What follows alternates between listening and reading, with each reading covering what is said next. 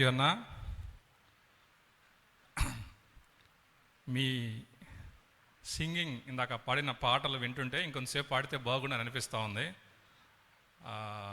అవసరమైతే నా టాక్ తగ్గించుకొనైనా కొంతసేపు పాటలు వింటే బాగుండేమో. అంత బాగా పాడుతూ ఉన్నారు, మెలోడియస్గా, వినటానికి చాలా అద్భుతంగా.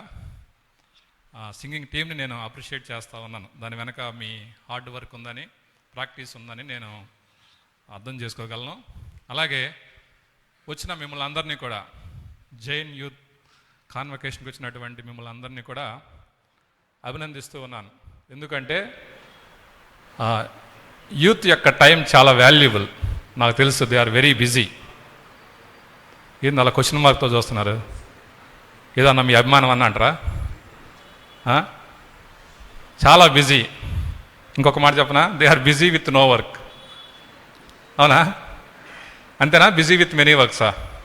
So anyway, I know your time is very valuable. అయినా కూడా మీరు ఈ కాన్వకేషన్లో ఉండటానికి వచ్చినందుకు, టైం స్పెండ్ చేస్తున్నందుకు మిమ్మల్ని అందరినీ కూడా అభినందిస్తూ ఉన్నాను. ఈరోజు మీతో ఒక 1 hour ఒక టాక్, ప్రాక్టికల్గా ఒక అంశాన్ని మీతో మాట్లాడటానికి నేను మీ ముందుకు వచ్చాను.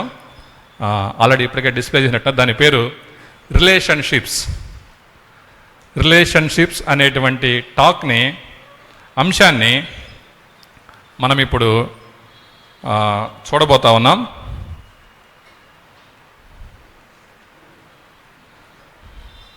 ఈ అంశాన్ని చూసే ముందు చిన్న ప్రార్థన చేసుకొని ఈ అంశం గురించి మనం ఆలోచిద్దాం. ప్రేమగల తండ్రి, జీవం కలిగిన దేవా, నీకు వందనాలు, స్తోత్రాలు. ఈ మధ్యాహ్న కాల సమయంలో యవనస్తుల మధ్య నిలబడి ప్రభు, రిలేషన్షిప్స్ అనేటువంటి అంశం గురించి మేము మాట్లాడబోతుంటుండగా పరిశుద్ధ ఆత్మదేవ, నీ సహాయం కొరకు వేడుకుంటున్నాం. మీరు మాకు సహాయం చేయమని, మా మధ్య ఉండమని, మాతో మాట్లాడమని, మాలో ప్రతి ఒక్కరిని మీరు సంధించమని దేవ, ఈ టాక్ ద్వారా కొన్ని విషయాలు నేర్చుకోవడానికి, కొన్ని విషయాలు సరిచేసుకోవడానికి, మెట్టుకు ప్రభావం మేము అందరం నీతో మంచి సంబంధం కలిగి జీవించడానికి మా అందరికీ సహాయం చేయమని, నిలబడిన నన్ను యేసుక్రీస్తు ప్రభువారి యొక్క రక్తంతో కడిగి నీ నోటిపోరగా వాడుకోనమని వేడుకుంటూ మమ్మల్ని అందరినీ హస్తాలకు అప్పగిస్తూ యేసు ప్రభువారి యొక్క ఉన్నతమైన శ్రేష్టమైన నామం ద్వారా స్తుతించి ప్రార్థించి అడిగి వేడుకుంటున్నాం తండ్రి, ఆమెన్. రైట్, రిలేషన్షిప్స్ గురించి మనం ఆలోచించబోతా ఉన్నాం. తెలుగులో సంబంధాలు అంటే మళ్ళీ మీరు పెళ్లి సంబంధాలు అనుకోబాకండి, ఊహించుకోబాకండి. సంబంధాలు అనేటువంటి అంశం గురించి మనం ఆలోచించబోతా ఉన్నాం. మనలో అందరికీ కూడా ఇది అవసరమైంది, అందరికీ తెలిసింది, అందరూ మాట్లాడగలిగింది, అందరూ అర్థం చేసుకోగలిగినటువంటి అంశం ఇది. కాబట్టి చాలా ఈజీగా అర్థమవుతుంది.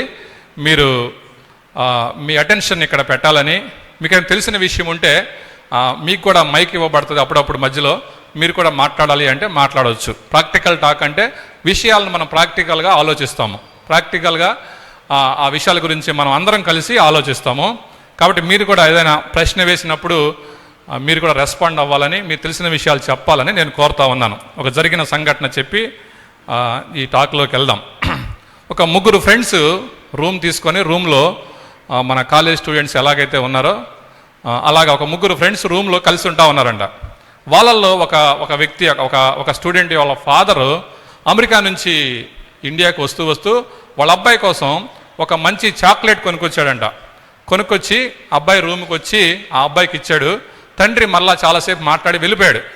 నైట్ పడుకోబోయే ముందు 3 ఫ్రెండ్స్ కూర్చొని ఆ చాక్లెట్ చూస్తే చాక్లెట్ చాలా పొడవుగా ఉందంట. అమెరికాలో చాక్లెట్లు ఇండియాలో లాగా చిన్నవి కాఫీ బయట లాగా చిన్నవి కాదు, పెద్దవి కూడా దొరుకుతాయని పెద్ద చాక్లెట్ వాడు తెచ్చాడు.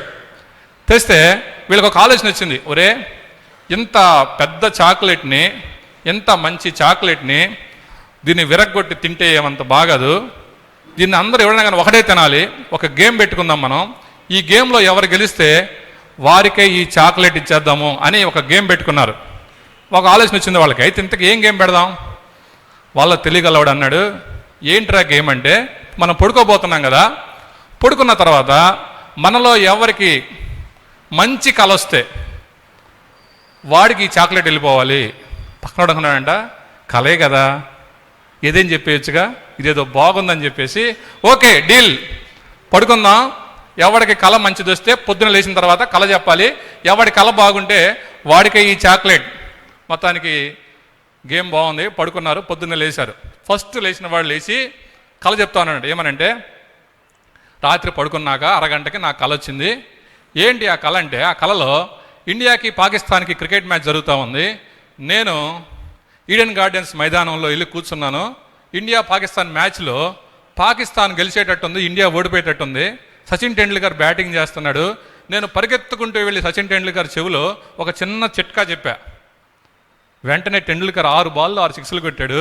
ఇండియా గెలిచింది, పాకిస్తాన్ ఓడిపోయింది అనగానే వావ్ మంచి కలరా నీది, ఇండియాని గెలిపించావు నువ్వు అని అప్రిషియేట్ చేశారు. ఇక రెండో వాడు మొదలుపెట్టాడు. నా కళ ఏంటంటే, పడుకున్నాక గంటకి నాకు ఒక కళ వచ్చింది. ఫస్ట్ వాడితో అంటున్నాడంట, అరే నువ్వు అసలు విశ్వాసవేనా, నువ్వు చర్చికి వెళ్తావుగా, ఏం కలరా నీకు వచ్చేది? అయ్యేం కలరా, క్రికెట్ కలర్ వచ్చింది. నాకేం వచ్చింది తెలుసా, నాకు కూడా క్రికెట్ కలే వచ్చింది, కానీ కాకపోతే ఈసారి ఆడుతుంది ఎవరో తెలుసా, పాత నిబంధన టీము, కొత్త నిబంధన టీము. పాత నిబంధన టీంకి కెప్టెన్ ఏమో మోసే గారు, కొత్త నిబంధన టీం కెప్టెన్ పౌలు గారు. నేను కొత్త నిబంధన చెందినవాడిని కాబట్టి కొత్త నిబంధన టీం సపోర్ట్ చేస్తూ ఉన్నా. అయితే ఓడిపోయే పరిస్థితుల్లో ఉన్నాయి. ఇది ఇంతకు ఎక్కడ జరుగుతూ ఉందంటే 7వ ఆకాశంలో జరుగుతూ ఉంది. నేను అక్కడికి వెళ్ళాను, కొత్త నిబంధన టీం ఓడిపోతూ ఉంటే పరిగెత్తుకుంటూ వెళ్ళి పౌలు గారికి ఒక చిన్న ట్రిక్ చెప్పాను. కొత్త నిబంధన టీం గెలిచింది, చాక్లెట్ నాకే. ఇంతకు ఎవడికి వాళ్ళిద్దరిలో, ఫస్ట్ వీక్ రెండోడిగా, ఇప్పుడు మూడోవాడు మొదలుపెట్టాడు. అంటా ఉన్నాడు, రేయ్ ఏం ఫ్రెండ్స్ రా మీరు, అరగంటకేమో ఈడెన్ గార్డెన్స్కి పోయాడు, గంటకేమో 7వ ఆకాశానికి పోయాడు. ఎవరో వచ్చి డోర్ కొట్టారా, చూస్తే ఇద్దరు లేరు. గబగబా వణుక్కుంటూ వెళ్ళి డోర్ ఓపెన్ చేస్తే పెద్ద ఎత్తుకున్న ఒక ఆయన నా ఎదురుకు నిలబడ్డాడు. చూస్తే గొలియాతు రా అతను. నాకు కాళ్ళు చేతులు వణికిపోతా ఉన్నాయి. నన్ను కాళ్ళ ఇలా పట్టుకున్నాడు, లోపలికి తీసుకెళ్ళి ఫ్రిడ్జ్ ఓపెన్ చేయి అన్నాడు. ఫ్రిడ్జ్ ఓపెన్ చేశాను, చాక్లెట్ తీ అన్నాడు, తీశాను. తిను అన్నాడు, తినేశాను రా అన్నాడు.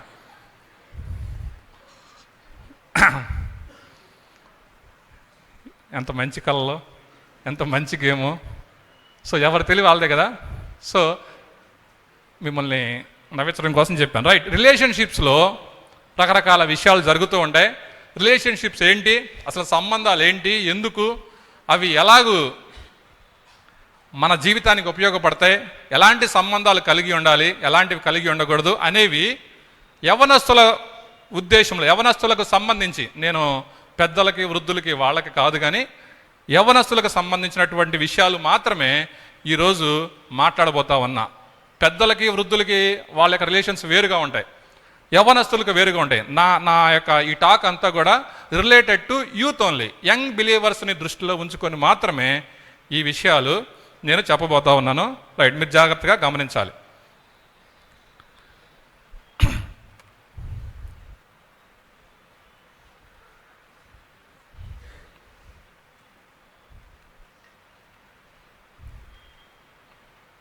మొట్టమొదటిగా గాడ్స్ వ్యూ ఆఫ్ రిలేషన్షిప్స్ అంటే సంబంధాలు దేవుని కోణంలో మనం ఆలోచించడానికి ప్రయత్నం చేద్దాం. దేవుని దృష్టిలో సంబంధాలు ఏంటి, అసలు దేవుడు వీటి గురించి ఏమనుకుంటా ఉన్నాడు, ఈ విషయాలు మనం మొదటిగా చూడడానికి ప్రయత్నం చేద్దాం. మనకు తెలుసు, దేవుడి గురించి మనం ఆలోచిస్తూ ఉన్నప్పుడు దేవుణ్ణి మనం ఏమంటాము అంటే, దేవుడు త్రిత్వమై ఉన్నటువంటి దేవుడు, త్రియేక దేవుడు ఇలా చెప్తాం.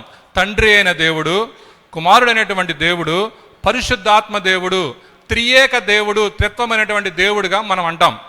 ఈ విశ్వం ఏది ప్రారంభం అవ్వకముందే, సృష్టి ఏర్పడకముందే నిత్యత్వంలో త్రిత్వమైనటువంటి దేవుడు ఉన్నాడు, త్రియేక దేవుడు ఉన్నాడు. ముగ్గురు వ్యక్తులుగా దైవత్వాన్ని కలిగినటువంటి, సమాన దేవత్వం కలిగినటువంటి వ్యక్తిగా లేదా వ్యక్తులుగా ఉన్నట్టుగా మనం చెప్తాం. దాన్నే త్రిత్వము, ట్రినిటీ, త్రియేక దేవుడు అంటాం. అయితే ఈ ముగ్గురు మధ్య సంబంధం ఉంది, ఈ ముగ్గురు మధ్య సహవాసం ఉంది, ఈ ముగ్గురు మధ్య ప్రేమ ఉంది, ఈ ముగ్గురు మధ్య ఇచ్చిపుచ్చుకోవటాలు, శాంతి, సమాధానం, ప్రేమ అన్నీ ఉన్నాయి. అసలు ఈ సంబంధం అనేది ఎక్కడ ప్రారంభమైందంటే, ఈ విశ్వం ఏది లేనప్పుడే, ఆకాశము భూమి ఏది నిర్మించక ముందే త్రిత్వమైనటువంటి దేవునిలో సంబంధం అనేది ఉంది అనేటువంటి ఒక సత్యాన్ని మనం అర్థం చేసుకోవాలి. రెండవదిగా మనం చూస్తే, ఇప్పుడు దేవుడికి, త్రిత్వమైనటువంటి దేవునికి వారి మధ్య సంబంధం ఉంది, వారి మధ్య ప్రేమ ఉంది. ఆ దేవునికి ఒక ఆలోచన వచ్చింది. ఏంటి ఆలోచన అంటే, మనము ఒక మనిషిని చేసుకొని ఆ మనిషితో సంబంధాన్ని కలిగి ఉండాలి. అంటే ఒక మనిషిని మనం చేసుకుంటే ఆ మనిషి, దేవుడు ఇలా అనుకుంటా ఉన్నాడు, నేను చేయబోయే మనిషి నా పోలికలో, నా స్వభావంలో నేను మనిషిని చేసుకుంటే ఆ మనిషి నాతో సంబంధం పెట్టుకొని నేను చెప్పిన మాట వింటూ నేను నా అడుగుజాడలో నడిచేటట్లుగా ఉంటాడనేటువంటి ఒక ఆలోచన త్రిత్వమైనటువంటి దేవునికి వచ్చింది. అప్పుడు దేవుడు మనిషిని తన స్వరూపమందు తన పోలికలో చేశాడు. ఆ వ్యక్తి పేరేంటి? ఎవరిని చేశాడు? అవ్వనా? ఆదామును చేశాడు. ఆదామును చేసినప్పుడు దేవుని మనసులో ఉన్నటువంటి ఆలోచన ఏంటంటే, మనిషి దేవునితో సంబంధం పెట్టుకుంటాడు, దేవుడు చెప్పిన మాటలు వింటాడు, దేవుని పోలికలో అంటే దేవుని లక్షణాలు కలిగి, దేవునికి ప్రేమ ఉంది, ఈ వ్యక్తికి కూడా ప్రేమ ఉంటుంది. దేవుడు సంబంధం పెట్టుకుని ఉన్నాడు, ఈ వ్యక్తి కూడా సంబంధాలు కలిగి ఉంటాడు. దేవుడికి ఆలోచించే కెపాసిటీ ఉంది, మనిషి కూడా ఆలోచిస్తాడు. దేవుడికి మంచి చెడుల విచక్షణ తెలుసు, మనిషికి కూడా ఉంది. ఇలాగా మనిషిని దేవుడు తన స్వరూపంలో తన పోలికలో మనిషిని చేశాడు. అయితే ఉద్దేశం ఏంటంటే సంబంధం పెట్టుకోవడానికి, దేవునితో సంబంధం కలిగి ఉండటానికి. అంటే దేవుని నిత్యత్వంలో ఉన్నటువంటి త్రియేక దేవునిలో సంబంధం ఉంది. అలాగే మనిషిగా చేసినప్పుడు ఆదాము చేసింది కూడా సంబంధం కోసమే, సంబంధం పెట్టుకోవడానికి చేశాడు అని మనం అర్థం చేసుకోవచ్చు. ఆ తర్వాత ఆదామును చేసినాక బైబిల్లో రాసి ఉంటుంది ఏమని, ఆదాముకు సాటి అయిన సహాయంగా ఎవరిని చేశారు? అవ్వని చేశారు. ఇప్పుడు ఏమవుతుంది? మనిషికి సంబంధం ఉండాలి, దేవునితో సంబంధం ఉంది, ఇప్పుడు మనిషితో కూడా సంబంధం పెట్టుకుంటారు అని అవ్వను చేయడం జరిగింది. ఇక ఆ తర్వాత నెక్స్ట్ జనరేషన్స్ అన్నీ వచ్చాయి, తర్వాత తరాలన్నీ వచ్చాయి. ఈ విధంగా మనం చూస్తే దేవుని యొక్క మనస్సులో సంబంధాలకు చాలా ప్రాధాన్యత ఉంది. ఆయన ఆలోచనలో నుంచి వచ్చిందే సంబంధాలకు చాలా ప్రాముఖ్యత దేవుడు ఇచ్చాడు అనేటువంటి విషయాన్ని అర్థం చేసుకోవాలి. అలాగే మనం చూస్తే దేవుడు పాత నిబంధనలో మనం చూస్తాం 10 ఆజ్ఞలు చెప్పాడు. 10 కమాండ్మెంట్స్ అని అంటాం కదా. 10 ఆజ్ఞల్లో మనం కానీ చూస్తే దాదాపుగా 10లో మొదటి 4 ఆజ్ఞలు ఏముంటాయా అంటే దేవునికి సంబంధించినవి, అంటే రిలేషన్ టు గాడ్. తర్వాత 6 కమాండ్మెంట్స్ మనం చూస్తే అవన్నీ రిలేషన్ టు అదర్స్. 10 కమాండ్మెంట్స్లో ఉంది ఏందయ్యా అంటే, ఒకటి దేవునితో సంబంధం గురించి మాట్లాడేవి, 6 మనుషులతో సంబంధం గురించి. ఒక మాటలో చెప్పాలంటే దేవుడు చెప్పినటువంటి 10 ఆజ్ఞలు సంబంధాలను గురించి మాట్లాడుతూ ఉన్నాయి. దాన్ని అర్థం చేసుకోవచ్చు మనం, దేవుడు సంబంధాలకు చాలా ప్రాముఖ్యత ఇచ్చాడు. ఇంకో రకంగా చెప్తాను, యేసు ప్రభుని ఒకసారి ఆయన ఈ లోకంలో ఉన్నప్పుడు ఒక వ్యక్తి దగ్గరికి వెళ్ళి ఏమని అడిగాడంటే, యేసు ప్రభు నువ్వు చాలా ఆజ్ఞలు చెప్పావు కదా, అసలు నీ దృష్టిలో ప్రధానమైన ఆజ్ఞ ఏదేంటో చెప్పు అంటే ఆయన 2 చెప్తాను నేనంటే 2 చెప్పాడు. మొట్టమొదటిది ఏంటి? నీ పూర్ణ హృదయంతో, నీ పూర్ణ ఆత్మతో, నీ పూర్ణ బలంతో దేవుడైన యెహోవాను నీ దేవుడిని ప్రేమించాలి. మొట్టమొదటిది ఏంటయ్యా అంటే మరలా ఇది దేవునితో సంబంధం గురించి మాట్లాడుతుంది. రెండవది ఏం చెప్పాడు? నిన్ను వలే నీ పొరుగు వారిని ప్రేమించాలి. అక్కడేం చెప్పాడు? ఇతరులతో సంబంధం గురించి మాట్లాడాడు. ఇలా మనం చెప్పుకుంటూ వెళ్తే ఏమర్థమవుతుందంటే దేవుడు సంబంధాలకు చాలా ప్రాముఖ్యతనిచ్చాడు. సంబంధాలు అనేవి దేవుని యొక్క ఆలోచనలో నుంచి వచ్చినవి. దేవుడు మనిషిని ఎలా చేశాడయ్యా అంటే సంబంధాలు కలిగి జీవించే వ్యక్తిలాగా చేశాడు. సంబంధం లేకుండా ఎలోన్గా, ఒంటరిగా మనం జీవించలేం, సంబంధాలు కలిగే జీవిస్తాము. అందుగురించే మనం ఈరోజు సంబంధాల గురించి ఆలోచిస్తూ ఉన్నాం. రైట్, సంబంధాలు అనేవి దేవుని దృష్టిలో చాలా ప్రాముఖ్యం.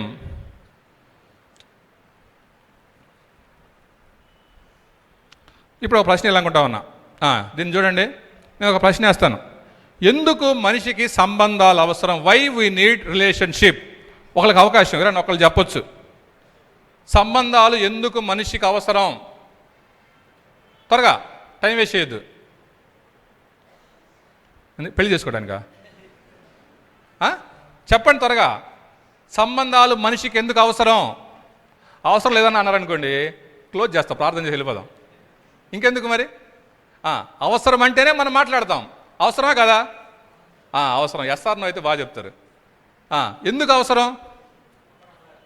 ఎవరు చెప్పారు ఏంటి? ఒకరినొకరు ఒక్కడిగా ఉండలేడు కాబట్టి. భలే చెప్పాడు వెరైటీగా. ఒక్కడిగా ఉండలేడు కాబట్టి. ఎందుకు ఉండలేడు అది చెప్పాలి ఇప్పుడు. ఎందుకు ఉండలేడు? త్వరగా, నాకు ఇచ్చిన టైం కొంచెమేనమ్మా, మీరు టైం వేస్ట్ చేయబాకండి, చెప్పాలి. Social animal. అమ్మ వచ్చే వెళ్ళి ఇంకా వెరైటీ చెప్పింది.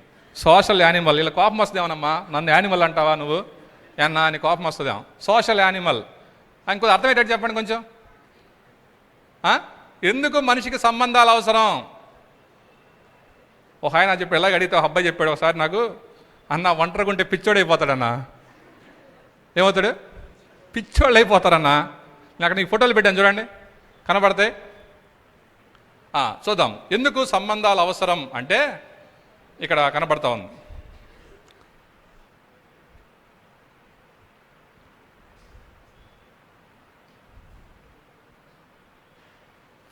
ఒకటి, మన స్వభావం ఏంటయ్యా అంటే, దేవుడు మనం చేసినప్పుడు ఏ స్వభావంతో చేశాడంటే సంబంధాలు కలిగి జీవించేవారిలాగా. సంబంధాలు కలిగి జీవించటమే మన స్వభావం. సంబంధాలు లేకుండా మనం జీవించలేం. నాకు చాలా ప్రేమ ఉంది అనుకుంటా, ఎలా తెలిసిద్ది? ఎలా తెలిసిద్ది? చెప్పలేనమ్మా. ఒక సంబంధం ఎవరైనా ఉంటే వాళ్ళతో నేను మాట్లాడితేనో ఏదైనా పనులు చేస్తేనో నాకు ప్రేమ ఉందని తెలిసిద్ది. నాకు చాలా కోపం వచ్చింది, ఎలా తెలిసిద్ది? ఏం చేయాలి నేను? ఒక వ్యక్తి అంటూ ఉంటే, ఒక సంబంధం ఉంటే, నాలో ఉన్న ఫీలింగ్స్ అన్నీ, నా స్వభావం అంతా ఎలా బయటపడుతుందంటే సంబంధాల ద్వారానే. దేవుడు మనల్ని ఎలా చేశాడయ్యా అంటే సంబంధాలు కలిగి జీవించే వారిలాగానే చేశాడు. కాబట్టి మన స్వభావమే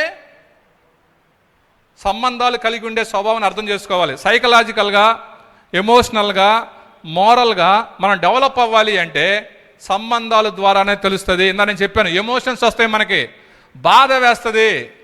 నా బాధ పోవాలంటే నాకేం కావాలా? ఒక సంబంధం ఉంటే, నా బాధ వారితో పంచుకుంటే, వాళ్ళు నన్ను ఓదారిస్తే నాకు పోతుంది. కాబట్టి ఎమోషనల్గానైనా, మోరల్గానైనా, సైకలాజికల్గా. మోరల్గా మనం చాలా విషయాలు సంబంధాల ద్వారా నేర్చుకుంటాం. అమ్మ నాన్న సంబంధంలో కొన్ని నేర్చుకుంటాం, అన్న అక్క చెల్లి సంబంధంలో కొన్ని నేర్చుకుంటాం, ఫ్రెండ్స్ ద్వారా కొన్ని నేర్చుకుంటాం. ఇలాగా చాలా విషయాలు మనం సంబంధాల ద్వారా నేర్చుకుంటాం. చివరిలో చూడండి, కాంట్ లివ్ ఇన్ ఐసోలేషన్. ఒంటరిగా మనం జీవించలేము. ఒంటరిగా జీవించడం అసాధ్యం. ఒంటరిగా జీవిస్తే వారి ప్రవర్తనలో మార్పులు వస్తాయి. ఒంటరిగా ఎక్కువ కాలం జీవించలేరు. దేవుడు మనిషిని అలా చేయలేదు. దేవుడు మనిషిని సంబంధాలు పెట్టుకొని జీవించే వారిలాగా దేవుడు మనిషిని చేశాడు. మన స్వభావమే అది. కాబట్టి ఒంటరిగా ఉండలేం. ఒంటరిగా ఉంటే అక్కడ ఫోటోలోనే చూడండి, ఎక్స్ప్రెషన్స్ అవే వస్తాయి. ఒంటరిగా ఎక్కువ కాలం ఉన్నామా, డిప్రెషన్లోకి వెళ్ళటం, లేదంటే మన ప్రవర్తనలో కొన్ని మార్పులు రావటం, చాలా విషయాల్లో మన యొక్క స్వభావంలో, మన ప్రవర్తనలో మార్పులు వస్తాయి. కాబట్టి మనందరికీ కూడా సంబంధాలు చాలా అవసరం. రైట్, ఇప్పుడు మీ అందరి యొక్క అటెన్షన్కి వచ్చేసేయాలి. ఇప్పుడు నేను ఏం మాట్లాడబోతా ఉన్నానంటే, అసలు యవ్వనస్తులకి అంటే యంగ్ బిలీవర్స్కి ఉండేటువంటి సంబంధాలని నేను క్లాసిఫై చేశాను. వాట్ ఆర్ ద రిలేషన్షిప్స్ అనేవి ఏమేమి ఉంటాయి యంగ్ బిలీవర్స్కి అనే విషయాలను నేను నాకు తోచినట్టుగా నేను క్లాసిఫై చేశాను. కొద్దిసేపు మనం దాని గురించి ఆలోచిద్దాం, మీరు జాగ్రత్తగా వినాలి. రైట్, మొట్టమొదటి సంబంధం ఏంటయ్యా అంటే రిలేషన్షిప్ విత్ గాడ్. మనం విశ్వాసులం కాబట్టి విశ్వాసులకు ఉండేటువంటి సంబంధాల్లో ఒకటి నేనేం రాశానంటే దేవునితో ఉండే సంబంధం. ఇందాక మనం చూసినప్పుడు 10 కమాండ్మెంట్స్లోనైనా యేసు ప్రభు చెప్పే 2 ఆజ్ఞల్లోనైనా ఏముంది? దేవునితో సంబంధం గురించి ఉంది. కాబట్టి ఒకటేంటంటే దేవునితో సంబంధం, రెండోది రిలేషన్షిప్ విత్ ఏంటది అదర్స్, అంటే ఇతరులతో మనకు ఉండేటువంటి మనుషులతో ఉండేటువంటి సంబంధం గురించి నేను మాట్లాడబోతా ఉన్నా. మరలా ఇతరులతో అనేటువంటి ఆ అంశాన్ని మనం క్లాసిఫై చేయొచ్చు. ఏంటి అదంటే ఒకటి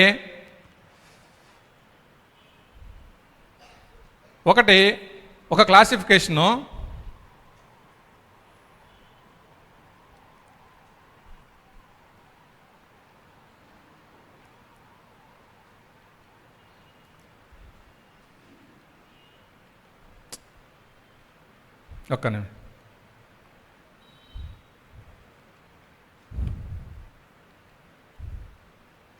చూడండి, 2 రకాల క్లాసిఫికేషన్ అక్కడ ఇచ్చాను. బిలీవర్స్ చదవండి, ఏముంది? Believers, unbelievers. ఇంకోటి సేమ్ జెండర్, ఆపోజిట్ జెండర్. కొద్దిసేపు వీటి గురించి మనం ఆలోచిద్దాం. ఒకటి దేవునితో మనకుండే సంబంధం. 10 ఆజ్ఞల్లో మొదటి 4 విషయాలు మాట్లాడుతున్నటువంటి దేవునితో ఉండే సంబంధం ఒకటి. మిగతా 6 విషయాలు మాట్లాడుతున్నటువంటి ఇతరులతో మన సంబంధం ఒకటి. ఇతరులు అన్నప్పుడు బిలీవర్సు, అన్బిలీవర్సు, అలాగే సేమ్ జెండరు, ఆపోజిట్ జెండరు. మొట్టమొదటిది దేవునితో సంబంధం గురించి మాట్లాడుతూ ఉన్నాం. Relationship with God. ఇది ప్రతి విశ్వాసికి కూడా దేవునితో సంబంధం అవసరం. ఒక ప్రశ్న వేస్తాను, దేవునితో సంబంధం మనకి ఎప్పుడు ప్రారంభమవుతుంది చెప్పండి? ఎప్పుడు ప్రారంభమవుతుంది? త్వరగా పుట్టినప్పుడా, చచ్చిపోయినప్పుడా? చెప్పాలి మరి. ఎప్పుడు దేవునితో సంబంధం ఎప్పుడు ప్రారంభమవుతుంది? ఏందమ్మా? త్వరగా చెప్పాలి.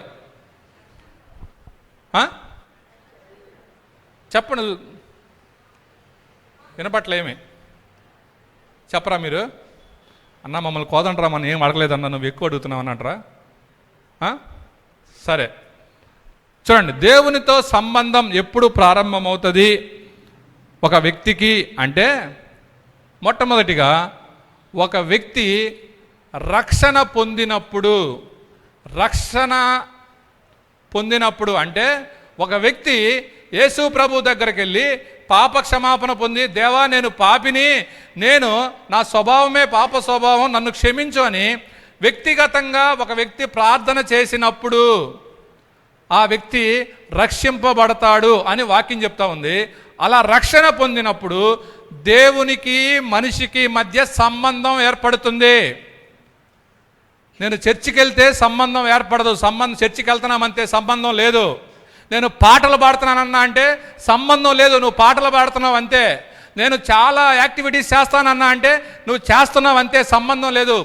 సంబంధం ఎప్పుడు వస్తుందంటే వ్యక్తిగతంగా యేసు ప్రభువుని రక్షకుడిగా అంగీకరించినప్పుడు మాత్రమే దేవునికి ఒక వ్యక్తికి మధ్య సంబంధం ఏర్పడుతుంది. అప్పటిదాకా సంబంధం లేనట్టే. అదేందన్నా, చిన్నప్పుడు నుంచి చర్చికి వెళ్తాగా? కుదరదు. ఈ సంబంధం వంశపారంపర్యంగా రాదు. ఒక వ్యక్తి వ్యక్తిగతంగా పాప క్షమాపణ పొందితేనే దేవునితో సంబంధం వస్తుంది. ఈరోజు నేను చెప్పే విషయాలన్నీ కూడా ఆ సంబంధం ఉన్న వాళ్ళకే, సంబంధం లేని వాళ్ళకి పెద్దగా ఏం తెలియదు. దేవునితో సంబంధం లేకుండా, రక్షణ పొందకుండా ఎన్ని కార్యాలు చేసినా అది వ్యర్థం అని వాక్యం చెప్తా ఉంది. కాబట్టి ఈరోజు రక్షింపబడిన వారి గురించి, రక్షింపబడిన వారు ఉండాల్సినటువంటి రిలేషన్షిప్ గురించి మాట్లాడుతూ ఉన్నాం. ఇది దేంతో ప్రారంభమవుతుందంటే రక్షణతో ప్రారంభమవుతుంది. Starts with salvation.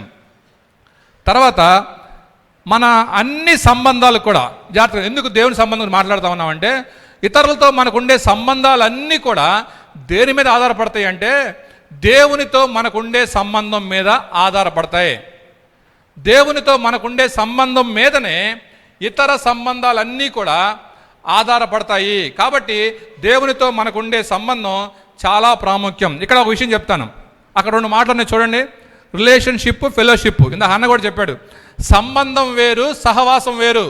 సంబంధం అంటే యేసు ప్రభుకి నాకు మధ్య ఉన్నటువంటి ఆ బంధం, అది రిలేషన్షిప్. ఆయనకి నాకు ఉన్నది. ఆయన తండ్రి, నేను కుమారుణ్ణి.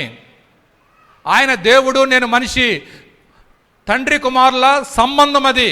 గురువు శిష్యుల సంబంధం అది. సంబంధం అనేది రిలేషన్షిప్. అయితే ఫెలోషిప్ ఏంటి, సహవాసం ఏంటంటే నేను ఆయనతో మాట్లాడటం, ఆయన మాట వినటం, ఆయనకు నాకు మధ్య జరిగేది సహవాసం. సంబంధం వేరు, సహవాసం వేరు.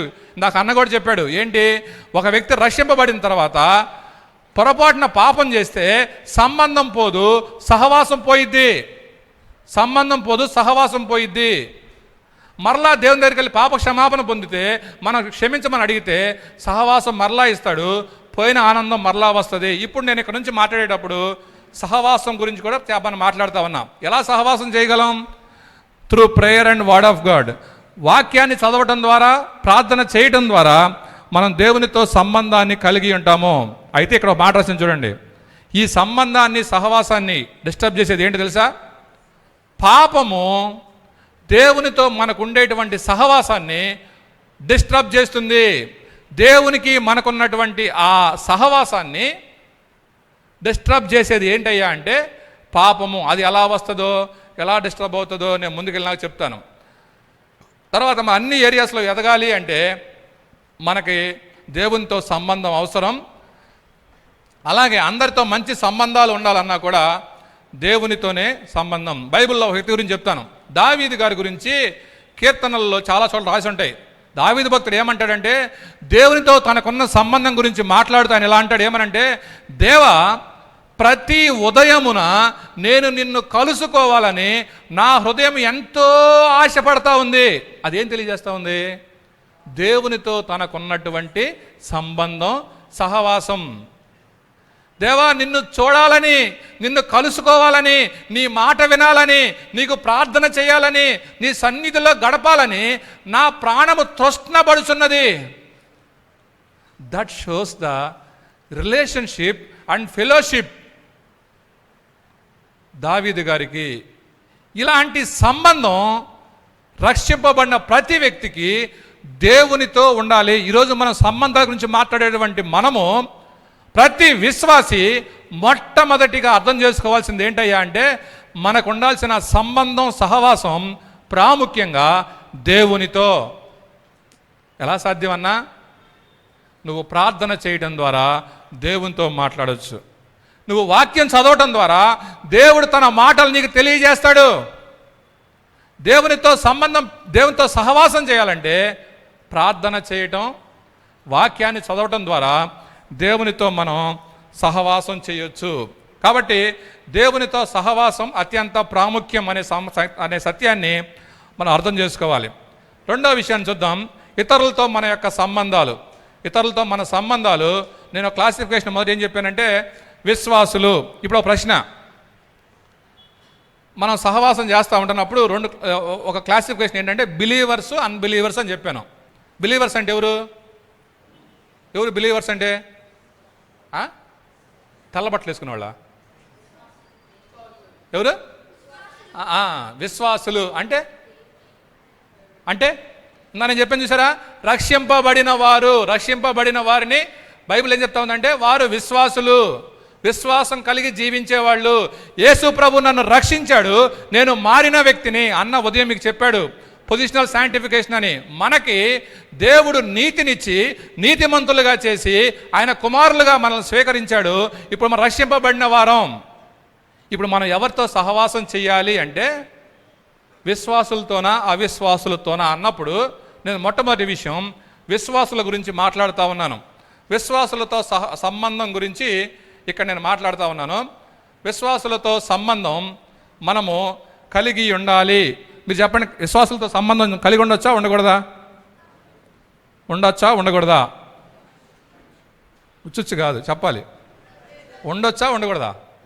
ఉండొచ్చు. విశ్వాసులతో మనం సంబంధం కలిగి ఉండాలి. చూడండి, మన విశ్వాసులతో మంచి సంబంధాన్ని కలిగి ఉండొచ్చు. ఎందుకయ్యా అంటే తోటి విశ్వాసులు మనము ఆత్మీయంగా ఎదగటానికి వారు సహాయం చేస్తారు, ఉపయోగపడతారు. రక్షింపబడినటువంటి మనము ఆత్మీయంగా ఎదగాలి అంటే తోటి విశ్వాసులతో సంబంధం కలిగి సహవాసం చేస్తూ ఉంటేనే మనకి దేవునిలో ఎదగటం అనేది సాధ్యపడుతుంది. మరొక పాయింట్ ఇందాక అన్న కూడా చెప్పాడు, ఏంటంటే ప్రతి విశ్వాసి కూడా ఒక బిలీవర్ని, అంటే మరొక విశ్వాసిని, మనకంటే పెద్ద కొంచెం సీనియర్ అయినటువంటి విశ్వాసిని మెంటార్గా కలిగి ఉండాలి. మెంటార్ అంటే మనకి ప్రతి విషయాన్ని కూడా గైడ్ చేయగలిగేవారు. అన్న చెప్పాడు ఒక ఎగ్జాంపుల్ ఏంటి, ఒక సమస్య వచ్చినప్పుడు అన్న దగ్గరికి వెళ్ళి అన్న ఇది నా సమస్య అంటే ఆయన వెంటనే సొల్యూషన్ చెప్పేస్తే ప్రాబ్లం సాల్వ్ అయిపోయింది. ఇలా ప్రతి విశ్వాసికి కూడా కనీసం ఒక వ్యక్తి ఉండాలి. ఏ వ్యక్తి? నీ ప్రతి విషయాన్ని కూడా చెప్పుకోగలిగే వ్యక్తి. వాళ్ళు ఎవరై ఉండాలి? విశ్వాస అయి ఉండాలి, నీకంటే పెద్దవాళ్ళు అయి ఉండాలి, నీకంటే కొంచెం అనుభవం కలిగిన వాళ్ళు అయి ఉండాలి. అలాంటి వారిని మెంటార్గా కలిగి, మెంటార్ అనే రిలేషన్షిప్ కలిగి ఉంటే మనం ఏం చేస్తామంటే ఆ దేవునిలో ఆత్మీయంగా ఎదగగలం. కాబట్టి విశ్వాసి ఎదగాలి అంటే తోటి విశ్వాసులతో మంచి సంబంధాలు కలిగి ఉండాలి. ఇప్పుడు చెప్పండి, వీళ్ళు ఎక్కడ దొరుకుతారన్నా? ఎక్కడ ఉంటారు ఈ విశ్వాసులంతా? ఎక్కడ ఉంటారు విశ్వాసులు? మార్కెట్ సెంటర్లో ఉంటారా? ఎక్కడ ఎక్కడ ఉంటారు? చర్చిలో, మన సంఘంలో మనతో పాటు ఉంటారు. మన సంఘంలో మనతో పాటు ఉంటారు అంటే అర్థం ఏంటి? సహవాసం చెయ్యాలి అంటే సంఘానికి వెళ్తా ఉంటే అక్కడ ఉన్నటువంటి విశ్వాసులతో సంబంధం ఏర్పడిద్ది. తద్వారా మనం నేర్చుకోవచ్చు, తద్వారా మనం బలపడవచ్చు, తద్వారా మనం దేవునిలో ఎదగవచ్చు. చర్చిలో ఉంటారు. అలాగే కొన్ని ఫెలోషిప్స్ ఉన్నాయి, యవనస్తుల మధ్య పనిచేసేటువంటి కొన్ని ఫెలోషిప్స్ ఉన్నాయి. వాళ్ళు ఎక్స్క్లూజివ్గా యవనస్తుల మధ్య పనిచేస్తారు. అలాంటి సహవాసాలకు వెళ్ళినా కూడా మనము వారితో సహవాసం చేయడం ద్వారా దేవునిలో ఎదగవచ్చు, చాలా విషయాలు మనం నేర్చుకోవచ్చు. కాబట్టి ప్రతి విశ్వాసి తోటి విశ్వాసులతో సంబంధం కలిగి సహవాసం చేయటం ద్వారా దేవునిలో ఎదగొచ్చు అనేటువంటి విషయాన్ని అర్థం చేసుకోవాలి. ఇప్పుడు రెండోది, విశ్వాసులు అయిపోయారు. రెండో కేటగిరీ ఎవరు? అవిశ్వాసులు. మీరు చెప్పండి, వీళ్ళతో సంబంధం పెట్టుకోవచ్చా, పెట్టుకోకూడదా? అబ్బా, పెట్టుకోవచ్చా, పెట్టుకోకూడదా? మళ్ళీ చూచ్చు అంటున్నారు. పెట్టుకోవచ్చా లేదా? చూడండి, అవిశ్వాసులతో సంబంధం కలిగి ఉండటం ఏ మాత్రం కూడా తప్పు కాదు. అమ్మయ్యా, చాలామంది ప్రాణం తప్పరిల్లింది. అమ్మయ్య, నేను భయపడ్డానన్న వద్దంటామేమోనని, ఎందుకంటే నాకు చాలామంది ఫ్రెండ్స్ ఉన్నారు. సంబంధం కలిగి ఉండటం ఏమాత్రం కూడా తప్పు కాదు. అయితే అక్కడ చూడండి, విత్ సర్టెన్ లిమిట్స్, కొన్ని పరిధులు ఉంటాయి, కొన్ని లిమిటేషన్స్తో, కొన్ని పరిస్థితులతో మన రిలేషన్ కలిగి ఉండొచ్చు. కొంతమంది అవిశ్వాసులు అయినప్పటికీ వాళ్ళతో సంబంధం కలిగి ఉండదు, కొన్ని విషయాలు నేర్చుకోవచ్చు. ఉదాహరణకి మన క్లాస్మేట్స్లో బాగా చదివే వాళ్ళు ఉంటారు. వాళ్ళతో సంబంధం కలిగి ఉంటే చదువులో కొంచెం మనం డెవలప్ అవుతాం. చాలామంది అవిశ్వాసులు అయినప్పటికీ వాళ్ళతో సంబంధం కలిగి ఉండటం ద్వారా కొన్ని విషయాలు మనం నేర్చుకోవచ్చు. సంబంధం కలిగి ఉండటంలో ఎలాంటి తప్పు లేదు. అయితే చూడండి, అక్కడ ఏమన్నా పాయింట్ ఏంటంటే, వాళ్ళ యొక్క ట్రెండ్స్, వాళ్ళ యొక్క అలవాట్లు, వాళ్ళ పద్ధతుల ప్రభావం మన పైన పడకుండా చూసుకోవాలి. వాళ్ళు చాలా పనులు చేస్తారు, చక్కగా కాసేపు పగలంతా బాగానే ఉంటారు, సాయంత్రం అయినాక రేయ్ రారా బార్కి వెళ్దాం అంటారు. నో. సాయంత్రం అయిన తర్వాత అరే రారా ఈ ఫోన్లో ఈ వీడియో భలే ఉంటుంది చూద్దుకని రారా అంటే నో. కొన్ని లిమిట్స్ ఉంటాయి, కొన్ని పరిధులు ఉంటాయి. కొంత మట్టుకి ఓకే, వాళ్ళతో మాట్లాడటం, వాళ్ళతో చదవటం, వాళ్ళతో కలిసి ఆడుకోవటం, వీటిలో ఏం తప్పు లేదు. కానీ ఏది ఎస్ చెప్పాలో ఏది నో చెప్పాలో మీకు క్లియర్గా తెలిసి ఉండాలి. కాబట్టి అన్బిలీవర్స్ విషయంలో కూడా వాళ్ళ ట్రెండ్స్ ప్రభావం మన మీద పడకుండా చూసుకోవాలి. నేను బీటెక్ జాయిన్ అయ్యాను, మేబీ 18 ఇయర్స్ అప్పుడు నా ఏజ్. కొత్తగా రూమ్ తీసుకుని నలుగురు ఫ్రెండ్స్ రూమ్లో ఉన్నాం. వాళ్ళు ఎవరో నాకు తెలియదు. అడ్మిషన్ దగ్గర నాకు పరిచయం అయ్యారు. పరిచయం అయిన తర్వాత రూమ్ లేదు కాబట్టి నేను కూడా, వాళ్ళు అడిగారు నన్ను, మా రూమ్లో ఉంటావా, ఒక పర్సన్ ఖాళీ ఉందంటే, కొత్త ప్లేస్ అది, కొత్త ప్లేస్ కాబట్టి తెలియని వాళ్ళు ఎందుకని చెప్పేసి వాళ్ళతో వెళ్ళి రూమ్లో ఉన్నా. 3 రోజులు కాలేజ్ జరిగింది, ఆదివారం వచ్చింది. నేను ఆదివారం చర్చికి వెళ్ళిపోయా. అప్పటికైనా రక్షింపబడ్డాను, దేవుల్లో కొనసాగుతూ ఉన్నాను, మంచి బిలీవర్గా ఉంటా ఉన్నా. అయితే చర్చ్ నుంచి వచ్చేసరికి అందరూ నిద్రపోతున్నారు, 3 ఫ్రెండ్స్ కూడా. నేను కూడా వచ్చి మెల్లకుండా పడుకున్నా. వాళ్ళు నాకన్నా ముందు లేచారు, నిద్రలేసి నన్ను లేపారు. లేపి ఆ మూలను వైపు చూపించి, అరే ఏంట్రా నువ్వు వాటి జోలికి పోలేదన్నారు. నేను అప్పటిదాకా వాటిని చూడాలి. అసలు ఏంటో తెలుసా, ఆ మూలం ఏమో తెలుసా, మందు సీసా ఉంది అక్కడ. చూసి అంటున్నారు, రే అది నీకోసమే వదిలిపెట్టావురా, మా ముగ్గురిది అయిపోయింది, నీ వాటానే అది. ఆ 3 రోజులు ముందు 3 రోజులు నేను వాళ్ళతో మంచిగా మాట్లాడా, వాళ్ళతో ఆడాను, వాళ్ళతో కలిసి వెళ్ళాను, నవ్వుకున్నాం, అన్నీ బాగానే ఉన్నాయి. వాళ్ళు అన్నారు, ఇవన్నీ చూసి వీడు మనలాంటోడే అనుకొని నా కోసం కొంత వదిలిపెట్టారు.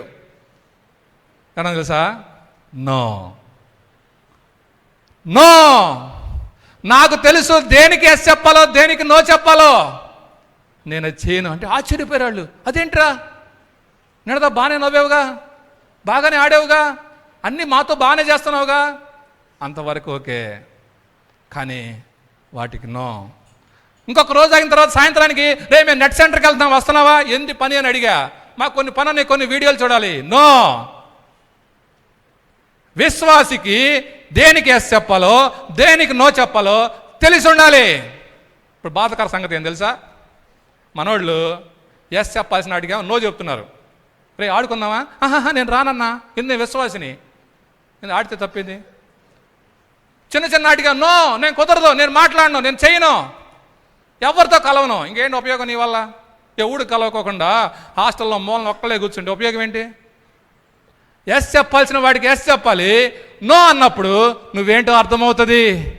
అంటే ఇతను విశ్వాసి కొన్నిటి చేస్తాడు కానీ కొన్నిటికి నో చెప్తాడు, ఇతడికి దేవుడు భయపడే వ్యక్తి అని అర్థమవుతుంది. కాబట్టి మనం బిలీవర్స్ గురించి అన్బిలీవర్స్ గురించి ఆలోచించేటప్పుడు కొన్ని విషయాల వరకు ఓకే, అయితే దేనికి నో చెప్పాలో, ఎక్కడ ఎస్ చెప్పాలో అర్థం చేసుకోవాలి. అన్న ఇప్పుడు ప్రశ్న ఏంటంటే, మాకు ఎలా తెలుస్తుంది అన్న? తెలీదా? అందరికీ తెలుసు. రక్షింపబడిన తర్వాత పరిశుద్ధాత్మ దేవుడు మన హృదయాల్లో నివసిస్తూ ఉన్నాడు. హృదయంలో దేవుడు పరిశుద్ధాత్మ దేవుడు ఉన్నాడు, చేతిలో వాక్యం ఉంది, చుట్టూ సహవాసం ఉంది. ఇన్ని పెట్టింది ఎందుకంటే నువ్వు అర్థం చేసుకోవడానికి ఏది ఎస్సో ఏది నోనో అది మనం నేర్చుకోవాలి. అది నేర్చుకున్నప్పుడు ఎన్ని వారాలు చర్చికి వెళ్ళినా, ఇలాంటి ఎన్ని కాన్వకేషన్స్ అటెండ్ అయినా నువ్వు సంబంధాలను సరిగా అర్థం చేసుకున్నట్టే, దేవుని యొక్క మనసును సరిగా అర్థం చేసుకున్నట్టే. దేవుడు నీ నుంచి ఏమి కోరుతా ఉన్నాడో నీకు సరిగా అర్థం కాలేదు. దానికోసమే ఇవన్నీ. ఈ కాన్వకేషన్ దేనికయ్యా అంటే, దేనికి నేను ఎస్ చెప్పాలి, దేనికి నో చెప్పాలి, ఏది చేయొచ్చు ఏది చేయకూడదు, ఏ సంబంధం నాకు అవసరం ఏది అవసరం లేదు, ఇలాంటి విషయాలు అర్థం చేసుకోవడానికే ఈ ప్రయత్నం అంతా కూడా. రైట్, ఇప్పుడు బిలీవర్స్ గురించి అయిపోయింది, అన్బిలీవర్స్ గురించి అయిపోయింది. రెండో క్లాసిఫికేషన్ చెప్పాను, ఏంటది? ఇంకో క్లాసిఫికేషన్ చెప్పాను, ఏంటిది? Same gender opposite gender. దీని గురించి కొంచెం ఆలోచిద్దాం. ఇప్పుడు సేమ్ జెండర్ అన్నప్పుడు సేమ్ జెండర్లో మరలా ఎవరు ఉంటారు? విశ్వాసులు, అవిశ్వాసులు. దాని గురించి పెద్దగా మనం మాట్లాడాల్సిన అవసరం లేదు.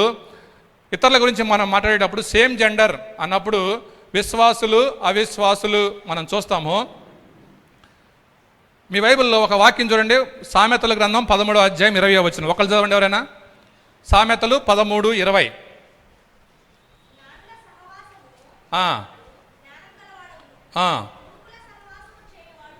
జ్ఞానుల సహవాసము చేయువాడు జ్ఞానము గలవాడగును, మూర్ఖుల సహవాసం చేయువాడు. కాబట్టి ఇప్పుడు మనకు తెలియాలి ఏ సహవాసం చేయొచ్చు ఏ సహవాసం చేయకూడదు, ఎంతవరకు చేయొచ్చు ఎంతవరకు చేయకూడదు అనేది మనకు అర్థం కావాలి. మనం డిసైడ్ చేయాలి. అప్పుడే మనము దేవునిలో ఎదగటం అనేది సాధ్యపడుతుంది. రైట్, ఇప్పుడు రెండో విషయం చూద్దాం. సేమ్ జెండర్ అంటే విశ్వాసుల గురించి చెప్పాను నేను, ఎంతవరకు ఎలా చేయాలి. అవిశ్వాసుల గురించి చెప్పాను, ఎంతవరకు చేయాలి. ఇప్పుడు మనం చూసే అంశం ఆపోజిట్ జెండర్ గురించి నేను మాట్లాడుతూ ఉన్నా. మీరు కొంచెంసేపు అటెన్షన్ ఇటు పెట్టాలి. ఆపోజిట్ జెండర్ అంటే అర్థం ఏంటంటే, నేను యవనస్తురాలుగా ఉన్నప్పుడు ఒక అబ్బాయితో అమ్మాయి అయితే అబ్బాయితో, అబ్బాయి అయితే అమ్మాయితో, ఆపోజిట్ జెండర్తో రిలేషన్షిప్ కలిగి ఉండవచ్చా, ఉంటే ఎంత మట్టుకు ఉండాలి, ఏం చేయాలి అనే విషయాలు నేను త్వరగా చెప్పడానికి ప్రయత్నం చేస్తాను. ఇప్పుడు మీరు జాగ్రత్తగా వినండి. మీలో చాలామందికి తెలుసు, అక్కడ 2 బొమ్మలు ఉన్నాయి. ఫోటోలు ఏంటి చెప్పండి? చైల్డ్హుడ్, ఇంకోటి యూత్. మీరెవరు? హుడ్డా? ఏంటి మీరు? యూత్ కదా. చైల్డ్ ఏజ్ దాటిపోయి యూత్కి వచ్చేసారు. ఇప్పుడు చైల్డ్ ఏజ్లో ఉన్నప్పుడు ఎలా ఉంటుందంటే, అక్కడ ఫోటో ఉంది చూడండి. చైల్డ్గా ఉన్నప్పుడు మన యొక్క స్వభావం ఎలా ఉంటుందంటే, అందరితో కలిసి ఆడుకుంటారు, తారతమ్యాలు లేకుండా అందరిలో కలిసి ఆడుకోవటం, అందరిలో ఉండటం, అందరితో సంతోషంగా ఉండటం అనేది చైల్డ్హుడ్లో సహజంగా అందరికీ ఉంటుంది. అయితే చైల్డ్హుడ్ ఏజ్ నుంచి టీనేజ్లోకి, ఆ తర్వాత యూత్, ఈ మారే సందర్భంలో మనిషిలో కొన్ని మార్పులు జరుగుతాయి. మీరు జాగ్రత్తగా వినాలి. ఏంటి ఆ మార్పులు అన్నా అంటే, ఈ వయసు మారుతూ ఉన్నప్పుడు మనిషి యొక్క శరీరంలో కొన్ని మార్పులు జరుగుతాయి. మానవుని యొక్క శరీరంలో జరిగేటువంటి మార్పుల ద్వారా ఏమవుతుందంటే, మన యొక్క ప్రవర్తనలో మార్పు వస్తుంది. యవ్వన దశకు వచ్చినప్పుడు పురుషుల్లో అయితే టెస్టోస్టెరాన్ అనేటువంటి ఒక హార్మోన్ రిలీజ్ అవుతుంది. స్త్రీలలో అయితే ఈస్ట్రోజన్, ప్రొజెస్ట్రాన్ అనేటువంటి కొన్ని రసాయనాలు విడుదలవుతాయి. ఇవి రక్తంలో కలుస్తాయి. రక్తంలో కలిసినప్పుడు మన యొక్క ఆలోచనలలో కొన్ని మార్పులు వస్తాయి. ఏంటన్నా ఆ మార్పులు అంటే, ఈ వయసులో మనిషి యొక్క శరీరము అలాగే మనసు చాలా ఒత్తిడికి గురవుతుంది. ఈ ఒత్తిడిలో ఆపోజిట్ జెండర్తో సంబంధం కలిగి ఉండాలనేటువంటి ఒక కోరిక సహజంగా అందరికి వస్తుంది. సహజంగా అందరికీ ఈ వయసులో ఆపోజిట్ జెండర్తో సంబంధం కలిగి ఉండాలనేటువంటి ఒక కోరిక వస్తుంది. ఆ సందర్భంలో మనసుకి శరీరానికి వీటికి మధ్య చాలా ఒత్తిడి ఉంటుంది. ఒక పక్కేమో ఆ కలిగి ఉండాలనే కోరిక ఉంటుంది, ఇంకో పక్క కొన్ని రిస్ట్రిక్షన్స్ ఉంటాయి. అలా చేస్తే ఏమైద్దో. ఇలాంటి ఒత్తిడిలో యవ్వన దశలోకి వెళ్ళినప్పుడు ప్రతి మనిషి ఈ మార్పులు గుండా వెళ్తాడు. ఇంకా చెప్పనా, ఈ టైంలో మనిషి యొక్క ఈ ఒత్తిడి వల్ల ఏమవుతుందంటే, ప్రవర్తనలో కొన్ని మార్పులు వస్తాయి. మగపిల్లలు అనుకోండి, దురుసుగా మాట్లాడటం ప్రారంభిస్తారు. వాళ్ళ అమ్మాయిని చెప్పినాక, ఎప్పా ఎవరు చెప్తారు, చిన్నప్పుడు అలా అనలా, ఇప్పుడు అలా అంటున్నాడు. ఎందువల్ల? శరీరంలో వచ్చిన మార్పుల వల్ల మాట వినటానికి ఇష్టం లేదు, ఒకని అధికారం కింద ఉండటానికి ఇష్టం లేదు. అలాంటి స్వభావం సహజంగా వస్తుంది. ఇప్పుడు జాగ్రత్తగా వినండి. మనస్సులో ఒత్తిడి ఉంది, శరీరంలో ఒత్తిడి ఉంది, రక్తంలో కొన్ని హార్మోన్స్ కలవటం వలన ఏం జరిగింది అంటే మార్పులు వచ్చాయి. ఈ సమయాన్ని సాతాను ఇదే అదునుగా భావించి తన అస్త్రాలన్నీ వాడతాడు. వాడు అస్త్రాలు వదులుతాడు. ఎలాగా? రా రా రా రా రా ఇదిగో ఒక ఎరేస్తాడు, మరొక ఎరేస్తాడు. ఇలాగ వేసి ఈ టీనేజ్లోనే, యవ్వన దశలోనే మన ఆత్మీయ జీవితాన్ని పాడు చేయటానికి సాయశక్తులా ప్రయత్నిస్తాడు. ఇప్పుడు ఈ ప్రయత్నం అది ఎందుకో తెలుసా? ఈ కాన్వకేషన్ పెట్టింది ఎంత చేసేది, ఆ పోరాటంలో సాతానికి వ్యతిరేకంగా నిలబడి దేవునిలో ఎదగటానికి దీనికి నేను వ్యతిరేకం, నేను దేవుని కోసం నిలబడతా అని చెప్పగలిగేలాగా ఉండటానికి చేసే ప్రయత్నమే ఇది. ఇప్పుడు సాతాను ఏం చేస్తాడంటే, వాడు తంత్రాలను వాడతాడు, కొన్ని కుయుక్తులను వాడి ఏం చేస్తాడంటే, మనం విశ్వాసం నుంచి తప్పిపోవటానికి ప్రయత్నం చేస్తాడు. నేను కొన్ని ఎలా ట్రాప్ చేస్తాడో నేను చూపిస్తాను, కొన్ని విషయాలు చెప్తాను. చూడండి ఎలాగూ అంటాడంటే, కొన్ని అస్త్రాలను వాడతాడు. ఏంటిది? ఫేస్బుక్, ఇన్స్టాగ్రామ్, వాట్సాప్, తర్వాత కాలేజీలో, వర్క్ ప్లేస్లో, తర్వాత ఇంకా కొంతమంది రిలేటివ్స్ ద్వారా కొన్ని చోట్ల మన సొంత ఊర్లో మన బంధువులు ఉంటారు, ఇంకా చాలా ఉన్నాయి. ఇప్పుడు వీటిలో ఏదో ఒక దాన్ని వాడుకొని నీలో జరుగుతున్నటువంటి ఈ ఒత్తిడిలో ఇదే అదునుగా భావించి సాతాను మనల్ని ట్రాప్ చేయడానికి ప్రయత్నం చేస్తాడు. మనం కామ్గానే ఉంటాం. వాట్సాప్లో పొద్దున్నే మెసేజ్ వస్తుంది, ఏమని? గుడ్ మార్నింగ్ అని. ఇప్పుడు ఒకటే టెన్షన్ ఇక లోపల, ఏంటి? ఈడు అబ్బాయా అమ్మాయా? ఒకవేళ అమ్మాయి అయితే ప్రొఫైల్ పిక్ ఏమన్నా ఉందా? వెంటనే దాన్ని ఓపెన్ చేసి, ఇంతకు ఆ ప్రొఫైల్ పిక్ బాగుందా బాగాలేదా? బాగుంటే, ఒరే ప్రొఫైల్ పిక్ బాగానే ఉంది, గుడ్ మార్నింగ్ అని వచ్చింది. ఇక చూసుకో, లోపల నరాలన్నీ జివ్వుమంటూ ఉంటాయి. ఇక ఇది కనెక్ట్ అయ్యేదాకా ఒకటే తొందర, ఒకటే ఆలోచన. వెంటనే వణుక్కుంటూ గుడ్ మార్నింగ్ అని పెడతాడు వీడు కూడా. అటోళ్ళు ఎవరో తెలీదు, అబ్బాయో అమ్మాయో తెలీదు, ఏమీ తెలియకుండా ఫేస్బుక్లోనో ఇన్స్టాగ్రామ్లోనో వాట్సాప్లోనో ఒక మెసేజ్ చూసి అలాగ మెల్లిగా గుడ్ మార్నింగ్తో ప్రారంభమైనటువంటి ఆ మాటలు ఎక్కడ దాకా వెళ్ళి తెలుసా? ఇద్దరిలో కనీసం ఒకళ్ళు చచ్చిపోయేదాకా వెళ్ళినాయి. ఇలా చచ్చిపోయిన వాళ్ళు వందల వేల మంది ఉన్నారు. ప్రారంభంలో ఎవడు అలా అనుకోలా. ఎలా అనుకున్నారు? భలే ఉంది గుడ్ మార్నింగ్ అని వస్తే, భలే ఉంది ఒక ఫోటో పంపిస్తే, భలే ఉంది మనల్ని తిన్నావా అని అడిగితే, హే నన్ను అడిగేవాళ్ళు ఉన్నారు. నువ్వు బాగా చదువుతున్నావా అంటే చాలా బాగుంది ఆ ఫీలింగ్. సాతాను అన్నాడు, ఇదే టైం, వీడు దొరకాలంటే ఇదే టైం. కాబట్టి వాడు అస్త్రాలన్నీ వాడి ఫేస్బుక్ ద్వారా, ట్విట్టర్ ద్వారా, వాట్సాప్ ద్వారా రకరకాలవన్నీ వాడి యవ్వనస్తుడి యొక్క జీవితాన్ని పాడు చేయడానికి ఎన్ని తంత్రాలంటే, ఎంత మోసం అంటే చెప్పటానికి వీల్లేనంతగా జరుగుతూ ఉన్నాయి.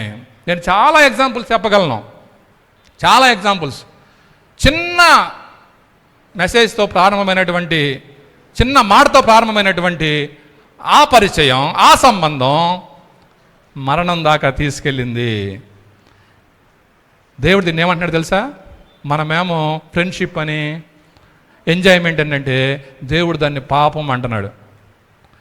పాపం, దాని పేరు పాపం అని బైబిల్ చెప్తా ఉంది. ఒక ఆయన అన్నాడు, పాపం అంట మనసులో ప్రారంభమవుతుందంట, మరణం దగ్గర అంతమవుతుందంట. ఎక్కడ ఆరంభమవుతుంది? It starts within your mind, కానీ మరణం దాకా తీసుకెళ్ళి వదిలిపెడుతుంది. ఒక అమ్మాయి సంగతి చెప్తాను వినండి. కాలేజీలో చదువుతూ ఉంది, హాస్టల్లో చదువుతూ ఉండేది, మంచిగా వెళ్తానే ఉంది. ఆ హాస్టల్లో ప్రతి శుక్రవారం అవుటింగ్ ఇస్తారు, అందరూ అవుటింగ్కి వెళ్తారు. ఒక అమ్మాయి తోడెవరు లేరని కొద్ది అవుటింగ్ నువ్వు కూడా రావా అని ఈ అమ్మాయిని అవుటింగ్ తీసుకెళ్ళడం ప్రారంభించింది. ఇంతకీ ఫస్ట్ వెళ్ళే అమ్మాయి ఎందుకు వెళ్తుందంటే వాళ్ళ బాయ్ ఫ్రెండ్ని కలవడానికి వెళ్తుంది. తోడు ఎవరో ఒకళ్ళు కావాలని ఇంకో అమ్మాయిని తీసుకొని వచ్చింది. అక్కడికి వెళ్ళిన తర్వాత ప్రతి శుక్రవారం కాసేపు అరగంట వాళ్ళు మాట్లాడుకుంటారు. అటు అబ్బాయితో పాటు వాడు కూడా తోడు ఒకళ్ళని తీసుకొస్తున్నారు. ఈ అమ్మాయి అబ్బాయి చక్కగా పక్కకి మాట్లాడుకుంటూ ఉంటే, ఈ పక్కన వెళ్ళిన అమ్మాయి ఖాళీగా ఉంటుంది కదా, ఏం చేసింది తెలుసా? ఆ ఖాళీగా ఉన్న అబ్బాయితో మాట్లాడటం ప్రారంభించింది. మాటలు కాస్త మెసేజ్ల్లోకి మారినాయి, మెసేజ్లు కాస్త బయట కలవటానికి వెళ్ళినాయి.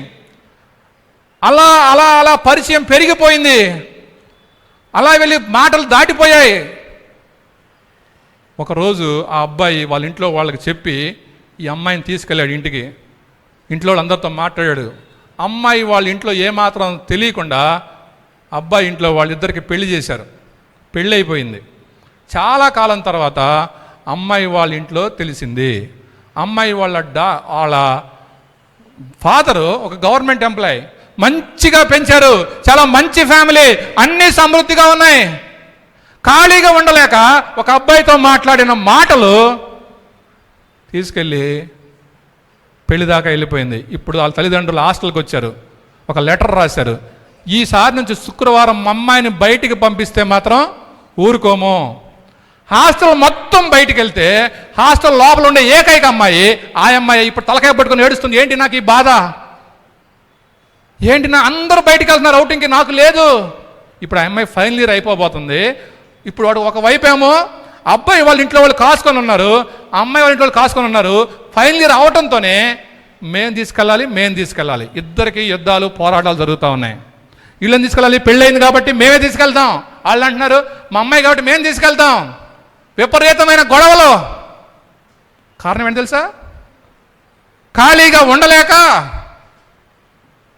ప్రారంభం అది కాస్త పెంచుకుంటా మరణం దాకా వెళ్తున్నటువంటి సంబంధాలు ఎన్నెన్నో. జాగ్రత్త తమ్ముడు. దేవుడు ఒక మంచి ఉద్దేశంతో నిన్ను నన్ను దేవునితో సంబంధం పెట్టుకొని, ఇతర విశ్వాసులతో సంబంధం పెట్టుకొని సంతోషంగా జీవించడానికి దేవుడు మనల్ని రక్షించుకున్నాడు. ఈ భూమి మీద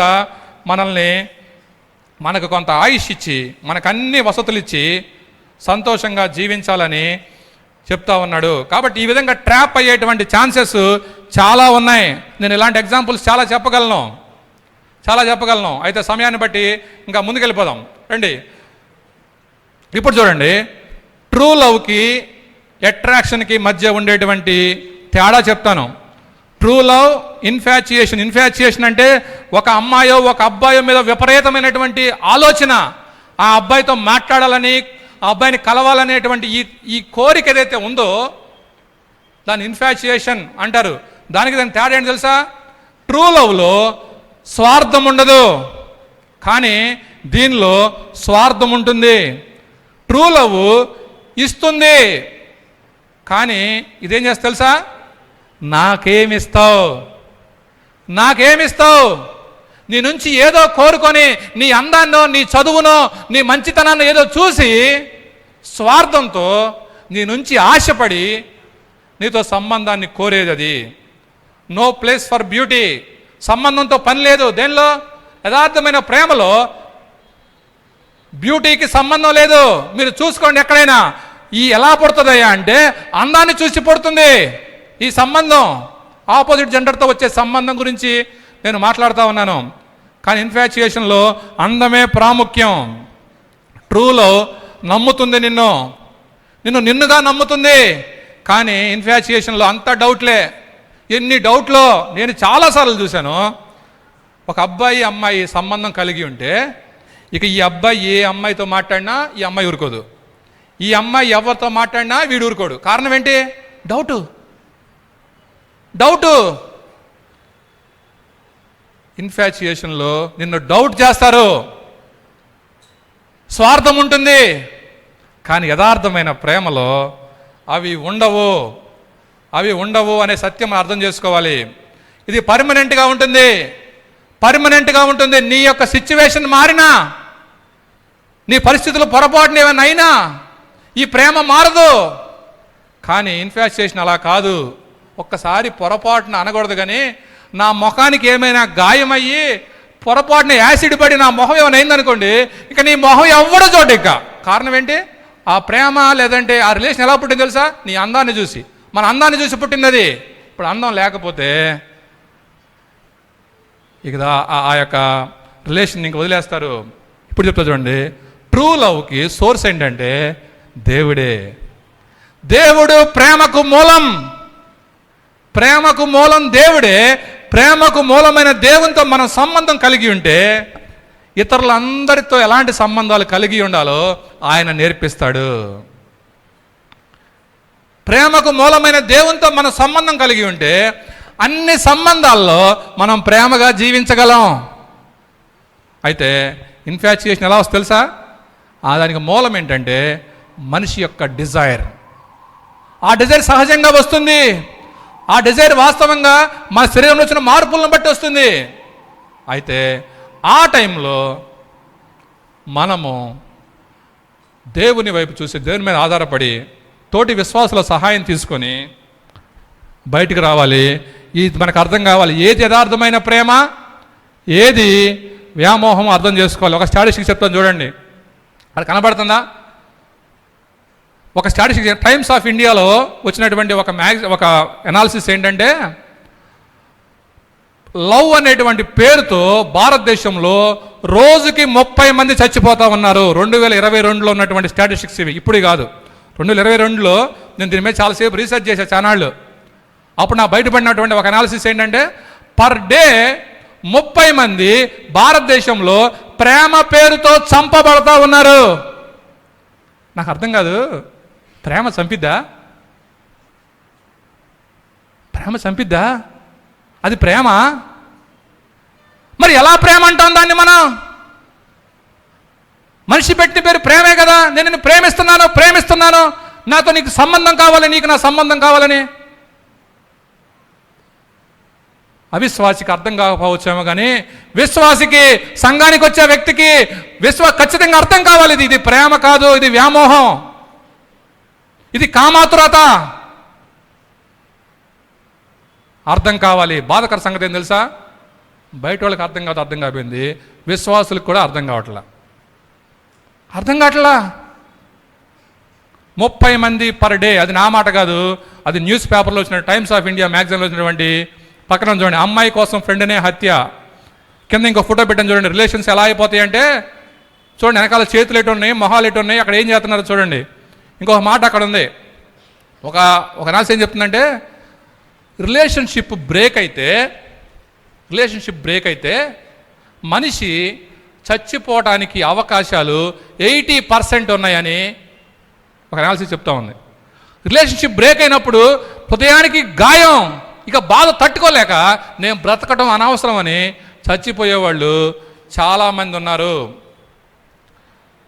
చనిపోవటం అన్నా చేస్తారు, లేదా మానసికంగానైనా వాళ్ళు పాడైపోతున్నారు. అసలు ఇంత దాకా వెళ్ళే ముందు ప్రారంభంలోనే కట్ చేస్తే అసలు ఈ బాధ అంతా ఉండదు. ప్రారంభంలోనే కట్ చేస్తే, మాటల దగ్గరే కట్ చేస్తే, నో అని చెప్పగలిగితే ఇక్కడ దాకా వెళ్ళేటువంటి పరిస్థితి రాదు. కాబట్టి ప్రారంభంలోనే దాన్ని టచ్ చేయాలని, దాన్ని కట్ చేయాలని మనం ఈరోజు అర్థం చేసుకోవాలి. ముందుకెళ్ళిన తర్వాత, పెద్దదైన తర్వాత ఇంకా మనం ఏమీ చేయలేం. ఇప్పుడు ఒక ప్రశ్న చూడండి, రాంగ్ రిలేషన్స్ వల్ల వచ్చేటువంటి సమస్యలు కొన్ని చెప్తా ఉన్నా నేను. They are seems good temporarily but effect severely. ప్రారంభంలో ఎలా అనిపిస్తుంది అంటే చాలా బాగున్నట్టు అనిపిస్తుంది, కానీ మన యొక్క ప్రవర్తన మీద చాలా ఎఫెక్ట్ చూపిస్తుంది. మన ప్రవర్తనలో మార్పులు వస్తాయి. దేవునితో మన సంబంధంలో, సహవాసంలో మార్పు వస్తుంది. సహవాసానికి క్రమక్రమంగా తగ్గిపోతుంది. దేవునికి ప్రార్థన చేయాలనిపించదు. చేసిన ఏదో పై మాటలు అంతే, నన్ను కాపాడు ప్రభువా, నన్ను దీవించు ప్రభువా, ఇదే తప్ప హృదయాంతరంగం నుంచి నువ్వు మాట్లాడలేవు. ఎందుకు? హృదయంలో వేరే వ్యక్తితో సంబంధం ఉంది. ఆ సంబంధం ఉన్నంతకాలం, ఆ సహవాసం చేస్తున్నంతకాలం దేవునితో యథార్థంగా నువ్వు మాట్లాడవు కూడా. లాస్ ఆఫ్ ఇన్నర్ పీస్, హృదయంలో శాంతి ఉండదు. ఒకటే పోరాటం. పైకేమో ఆదివారం ప్రార్థనకి వెళ్ళకపోతే అమ్మ నాన్న ఊరుకోరు, వెళ్ళకపోతే అన్నోళ్ళు అడుగుతారు, పాటలు బాగానే పాడతారు, రెఫరెన్స్ చెప్పగానే వాక్యం చదువుతారు. ఒకవైపేమో ఇలా ఉండాలి, మరోవైపేమో లోపల పోరాటం. ఏ పోరాటం? ఆ సంబంధాన్ని తెలియకుండా ఎలా మెయింటైన్ చేయాలి. తెలిస్తే చర్చిలో మన పరువు పోతుంది, కాబట్టి దాన్ని సీక్రెట్గా మెయింటైన్ చేయాలి. ఈ పోరాటంలో లోపల శాంతి అనేదే ఉండదు వాళ్ళకి. పైకి ఒకలాగా, లోపల ఒకలాగా, ఎవ్వరికీ తెలియకుండా నలిగిపోతూ ఉంటారు.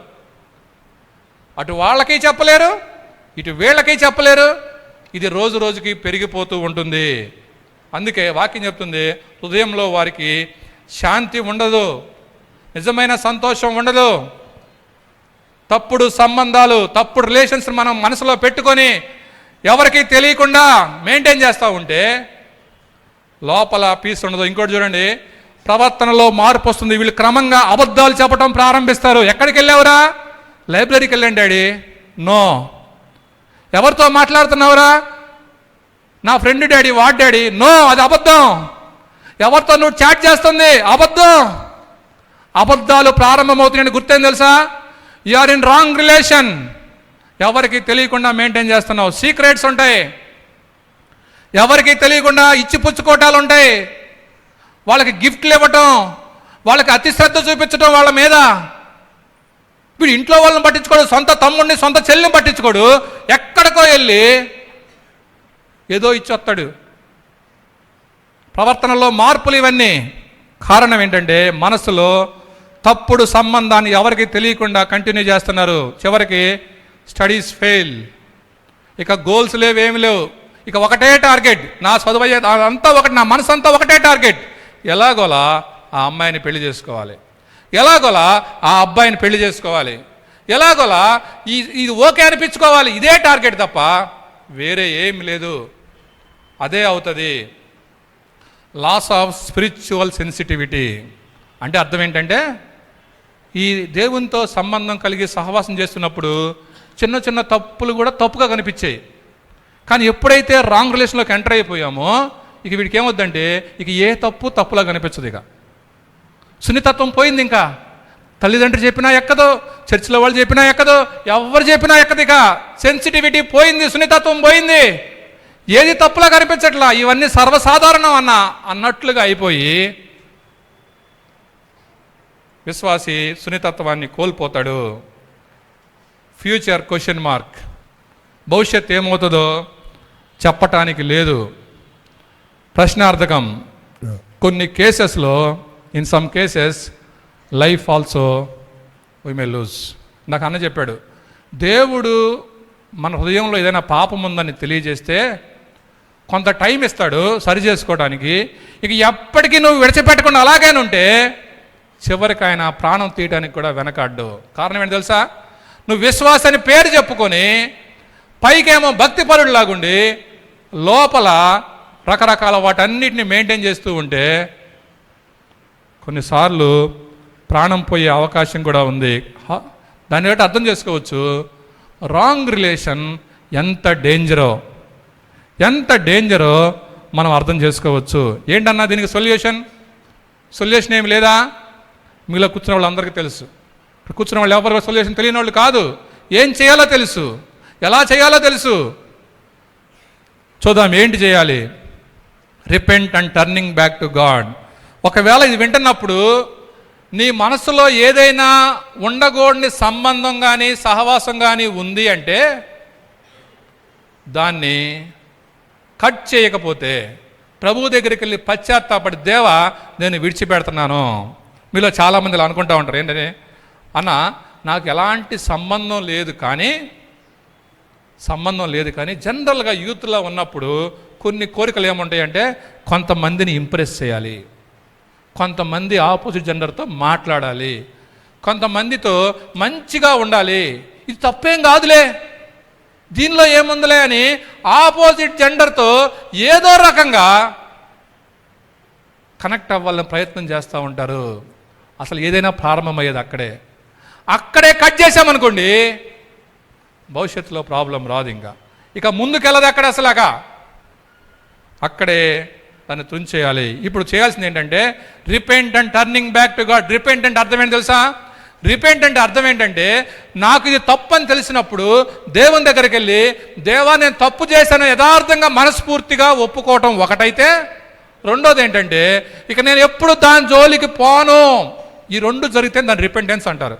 పశ్చాత్తాపం అంటే అర్థం ఏంటంటే నేను తప్పు చేశాను క్షమించని అడగటం ఒకటి, ఇక నేను మరలా దాని జోలికి వెళ్ళను అని చెప్పడం రెండు. ఈ రెండు ఉంటేనే పశ్చాత్తాపం అవుతుంది. దేవా నన్ను క్షమించు, నేను అవసరమైతే మళ్ళీ చూస్తానంటే అది పశ్చాత్తాపం కాదు. పశ్చాత్తాపం ఏంటంటే దాన్ని కట్ చేయాలి, ప్రభు దగ్గరికి క్షమాపణ అడగాలి, అలాగే ఇంకా భవిష్యత్తులో దాని జోలికి పోను అని చెప్పాలి. చూస్ గాడ్లీ రిలేషన్షిప్స్. దేవుని విషయంలో నీకు సహాయం చేసేవాళ్ళు, ఆత్మీయంగా ఎదగటానికి ఉపయోగపడేవాళ్ళు, నీ చదువుకి నీ భవిష్యత్తుకి ఉపయోగపడేవాళ్ళు ఎవరైతే ఉన్నారో వారితో సంబంధాలు కలిగి ఉండటానికి, సహవాసం చేయటానికి మనం ప్రయత్నం చేయాలి. Have a mentor. నేను ఆల్రెడీ చెప్పాను, అందరికీ కూడా ఒక మెంటార్ ఉండాలి. Relationship with God first. దేవునితో మొదట సంబంధం పెట్టుకుంటే, దేవునితో సహవాసం చేస్తే ఇంకా అదే మంచి సొల్యూషన్. మనకు తెలుసు బైబిల్లో యోసేపు గురించి ఎన్నోసార్లు చదువుకున్నాం. యోసేపు ఒక రాజు భార్యతో సంబంధం పెట్టుకునేటువంటి గొప్ప అవకాశం వచ్చింది. నాలంటోడైతే ఎగిరి గంతేస్తాడేమో. కానీ యోసేపు అంటాడు, ఆయన అన్న మాట ఏంటంటే ఇంత ఘోరమైన దుష్కార్యం నేను ఎలా చేయగలను? ఏమంటే దుష్కార్యమా? ఎంత మంచి ఆపర్చునిటీ. దుష్కార్యం ఇది దేవుని దృష్టిలో అని అక్కడి నుంచి ఏం చేసేది తెలుసా? పారిపోతాడు. మనం కొన్ని సంబంధాలకు పారిపోకపోతే ప్రియ తమ్ముడు చెల్లి జీవితాలు పాడైపోతాయి. ఇప్పటికే చాలామంది పాడైపోయాయి. వాటిని బాగు చేయడం చాలా కష్టం. పాడైపోక ముందే కొన్ని సంబంధాలకి యోసేపులాగా పారిపోవటం నేర్చుకోవాలి. పారిపోయి ఎక్కడికి పోయాడు తెలుసా? జైల్లో అనుకుంటున్నాడు, నాకు అక్కడ ఆ సంబంధం కంటే జైల్లో కూర్చోవడమే మంచిది. అసలు జైలుకు పోవడానికనే ఇష్టపడ్డాడు, కానీ నాకు ఆ సంబంధం సహవాసం అక్కర్లేదని కట్ చేసి అక్కడి నుంచి పారిపోయినట్లుగా చూస్తాం. ప్రియ తమ్ముడు చెల్లి, నిజంగా మీకు మీ జీవితాల్లో నేను ఎదగాలి, నేను బాగా చదవాలి, మంచి ఉద్యోగం చేయాలి, మంచి కుటుంబంగా కట్టబడేటువంటి కోరికగాని ఉంటే ఏం చేయాలో కొన్ని రాశాను ఇక్కడ చూడండి. First and foremost relationship with God. రెగ్యులర్గా ప్రార్థన చేయడం అలవాటు చేసుకోవాలి. రెగ్యులర్గా ప్రార్థన చేయాలి. ఎవరితో సంబంధం లేకుండా ఒక్కరే మోకరించి నీ గదిలో నీకున్న స్థలంలో ఎక్కడైతే అక్కడ దేవునితో మాట్లాడటం అలవాటు చేసుకో. నీకు అన్ని సంబంధాలను దేవుడు సెటరేట్ చేస్తాడు. ఇది నా అనుభవం, నేను అనుభవంతో చెప్తా ఉన్నాను. దేవునితో నీ సంబంధాన్ని ప్రాముఖ్యంగా పెట్టుకో, మిగతా అన్ని సంబంధాలు అద్భుతంగా దేవుడు తీర్చిదిద్దుతాడు. రెగ్యులర్గా ప్రార్థన చేయటం, వాక్యాన్ని చదవటం. నేటి యవనస్తులకి పిచ్చి మెసేజ్ చదవడం చాలా టైం ఉంది. అనవసరమైన మెసేజ్లు అవి. వాటి కోసం సమయం పెట్టడానికి చాలా ఉంది, కానీ కొద్దిసేపు ఒంటరిగా కూర్చొని వాక్యం చదవడానికి టైం ఏడుందన్నా అంటా ఉన్నారు. అది అబద్ధం. నీకు ఇష్టమైన వాడితో ఎంతసేపు అయినా మాట్లాడతాం మనం. అది ఇష్టం. అంత విషయం ఏంటంటే నీకు దేవుని పట్ల ఇష్టం లేదు. ఒక సత్యం ఏంటంటే మనకి ఎవరిష్టమో వాళ్ళతో మాట్లాడి తీరుతాం మనం, అంతే. దాన్ని ఎవడు ఆపలేడు. నీకు దేవుని పట్ల ఇష్టం ఉంటే, దేవుడంటే భయం ఉంటే, దేవుడంటే గౌరవం ఉంటే, నిజంగా నువ్వు దేవుడిని అంగీకరించిన వ్యక్తివైతే, నీ కోసం ఆయన చనిపోయాడు అనేటువంటి సత్యాన్ని నువ్వు నిజంగా గ్రహించినోడివైతే, మనం ఏం చేస్తామంటే ప్రార్థన చేస్తాం. ప్రతిరోజు ఆయన దగ్గరికి వెళ్ళి నా మనసులో ఏముందో ఆయన చెప్తాను. దేవా, ఇది నా పరిస్థితి అని చెప్తాం. Relationship with కో-బిలీవర్స్.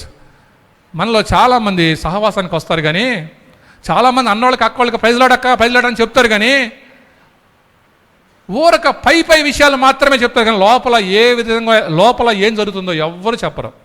అంటే ఏంటి? అన్న, నాకు ఈ ఆలోచనలు వస్తున్నాయి, అన్న ఈ సంబంధంతో నేను సఫర్ అవుతున్నాను, ఈ సమస్యతో నేను బాధపడుతున్నాను అని ఎవ్వరూ చెప్పరు. అంటే అర్థం ఏంటంటే ఇవి జెన్యూన్ రిలేషన్షిప్స్ కావు. ఇవి పైకి మాత్రమే యాక్టింగ్ చేసే రిలేషన్షిప్స్. వాటి ద్వారా ఉపయోగం ఉండదు.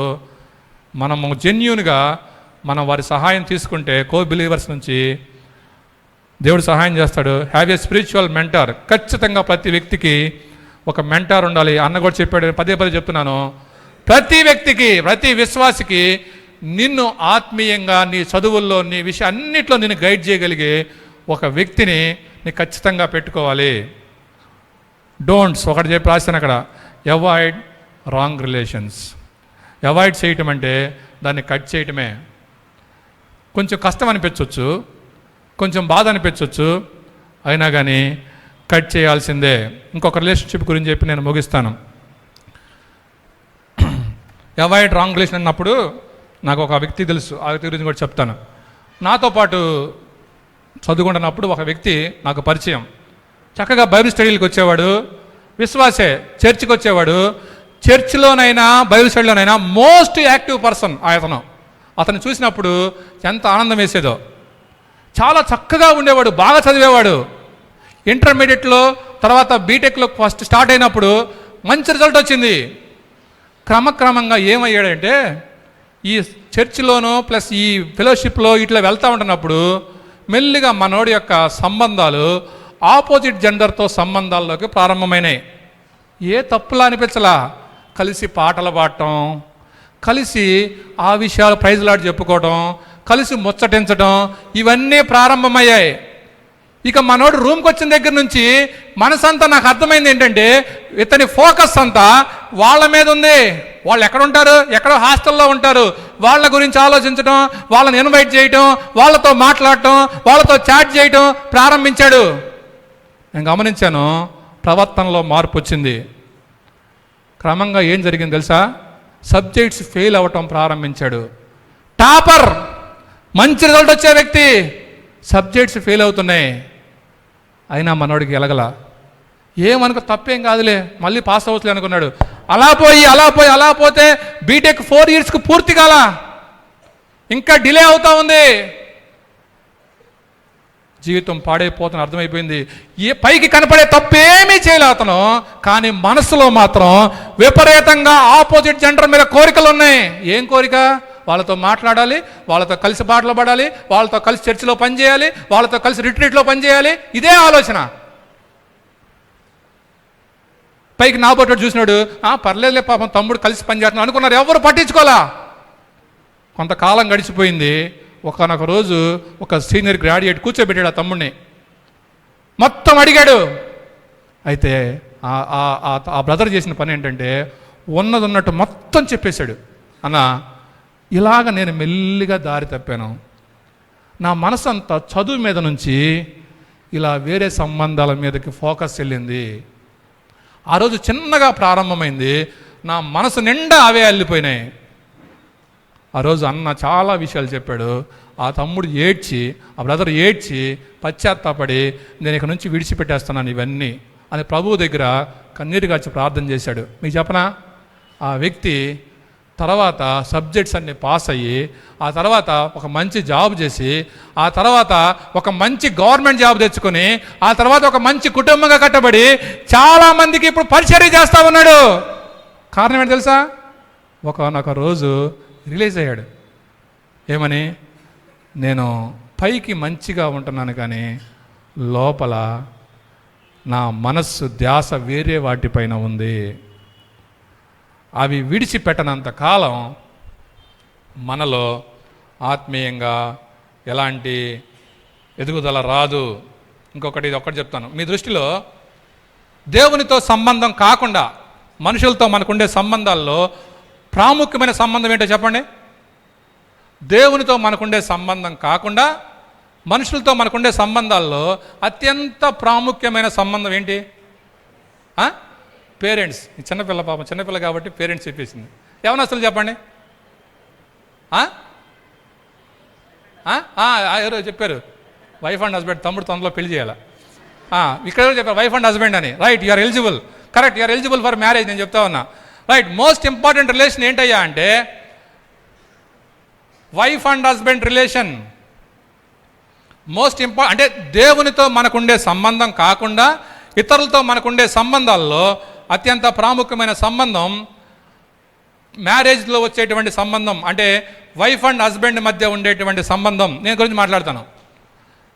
వైఫ్ అండ్ హస్బెండ్ సంబంధం. ఇప్పుడు నేను చాలామంది విశ్వాసాలను గమనిస్తున్న అంశం ఏంటంటే, చిన్నప్పటి నుంచి సండే స్కూల్కి వస్తారు, యూత్ మీటింగ్లో పాల్గొంటారు, చర్చ్ యాక్టివిటీస్లో చాలా చక్కగా పనిచేస్తారు, అన్నీ బాగుంటాయి. వివాహం దగ్గరికి వచ్చేసరికి చిన్నప్పటి నుంచి నేర్చుకున్న ఏవి కూడా వాళ్ళ వివాహాల్లో కనిపించవు, అస్సలు కనిపించవు. వాళ్ళ వివాహం జరిగిన విధానం చూస్తే ఎవరు కూడా వీడి విశ్వాసాన్ని కూడా అనరు. అసలు అంత దారుణంగా ఉంటాయి. అన్నీ ఉండాలా వాళ్ళ పెళ్లిలో. కట్నం ఉండాలా, కులం ఉండాలి, అన్ని ఆడంబరాలు ఉండాలి, అన్నీ ఉంటున్నాయి. కానీ చిన్నప్పటి నుంచి అన్నీ వింటారు, అన్నీ నేర్చుకుంటారు, అన్నీ చక్కగా చెప్తారు, పాటలు పాడతారు, లీడింగ్ చేస్తారు, వాక్యాలు చెప్తారు, బైబిల్ స్టడీలు తీసుకుంటారు.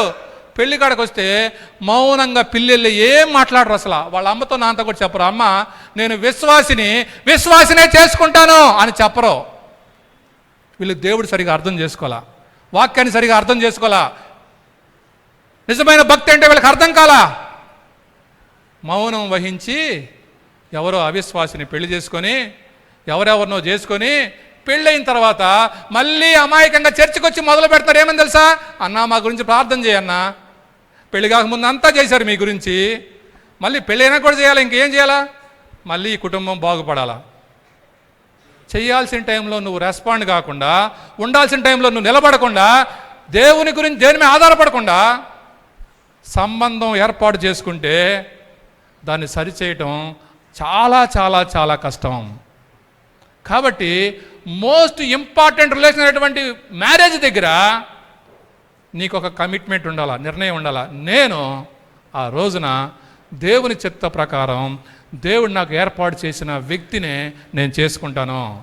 దీనికి కులంతో సంబంధం లేదు, కట్నంతో సంబంధం లేదు, క్వాలిఫికేషన్తో సంబంధం లేదు.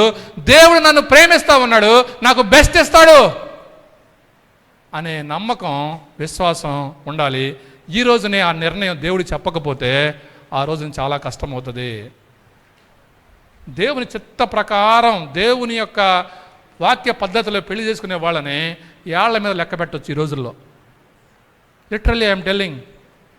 ఎంత బాధాకరం అంటే, ఏమైపోయాయి సండే స్కూల్ విషయాలన్నీ, ఏమైపోయాయి యూత్ మీటింగ్లన్నీ, ఏమైపోయాయి కాన్వకేషన్స్ అన్నీ.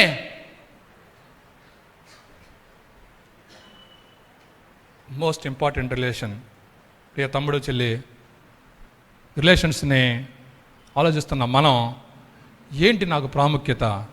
దేవుడా, ఈ లోకంలో సంబంధాలా? ఆలోచిద్దాం. దేవునికి ఒక మాట చెప్దాం. సమయం లేదు, క్లోజ్ చేస్తూ ఉన్నాను. దేవుడితో ఒక మాట చెప్దాం. దేవా, సంబంధాలు నాకు అర్థమయ్యాయి. నిజంగా నీకు అర్థమైతే నీతో నా సంబంధం, సహవాసం కొనసాగిస్తూ అన్ని సంబంధాలు నేను సరిచేసుకుంటాను. తల్ల వంచండి, ప్రార్థన చేసుకుందాం. తల్ల వంచండి, ప్రార్థన చేసుకుందాం.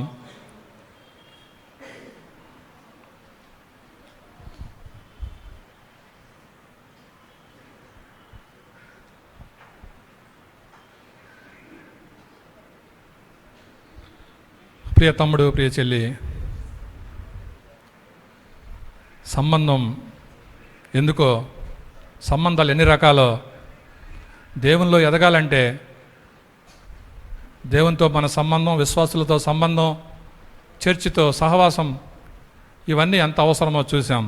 ఇవన్నీ ఉన్నా కూడా రాంగ్ రిలేషన్ మనలో ఉంటే ఇవేవి పనిచేయవు. దాన్ని కట్ చేయాల్సిందే, దాన్ని కట్ చేయాల్సిందే. దాన్ని దేవుడు పాపం అంటున్నాడు. ఒక స్త్రీని మోహపు చూపుతో చూస్తే అదే పాపం. పాపాన్ని మనసులో లక్ష్యపెట్టి పైకి దేవుని బిడ్డలాగా యాక్టింగ్ చేయటం చాలా డేంజర్. ఒక మాట చెప్తావా, దేవా ఇదిగో ఇది నా సమస్య. దేవుడు ప్రేమగల దేవుడు, మనల్ని సరిచేస్తాడు. ఆయన దగ్గరికి వెళ్ళి, ప్రభువా నాకు సహాయం చేయంటే అద్భుతంగా ఆయన సహాయం చేసి మళ్ళా నీ జీవితాన్ని బాగు చేసి నిన్ను అనేక మందికి, రానున్న దినాల్లో అనేక కుటుంబాలకు, సమాజానికి, సంఘానికి గొప్ప ఆశీర్వాదంగా నిన్ను చేస్తాడు. అయితే నువ్వు ఒకటి చేయాలి, దేవునికి ఒక మాట చెప్పాలి. దేవా, నువ్వే నాకు ఫస్ట్, నీతో సంబంధమే నాకు ఫస్ట్, ఇంకా నాకేం అక్కర్లేదు, నువ్వే నాకు ప్రాముఖ్యం అని మనసులో చిన్న ప్రార్థన.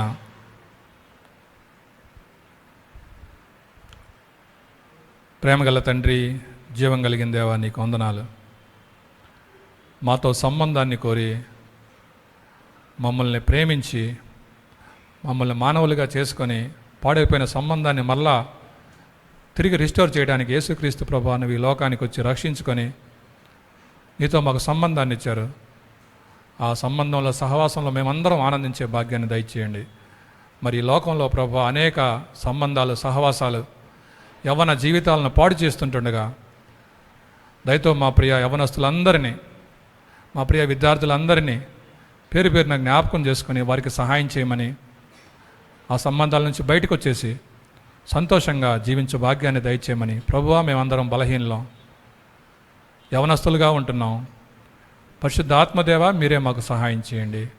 విన్న మాటలు మన హృదయాల్లో ఫలింప చేయమని యేసుక్రీస్తు నామం ద్వారా స్తుతించి ప్రార్థించి అడిగి వేడుకుంటున్నాను తండ్రి. ఆమెన్.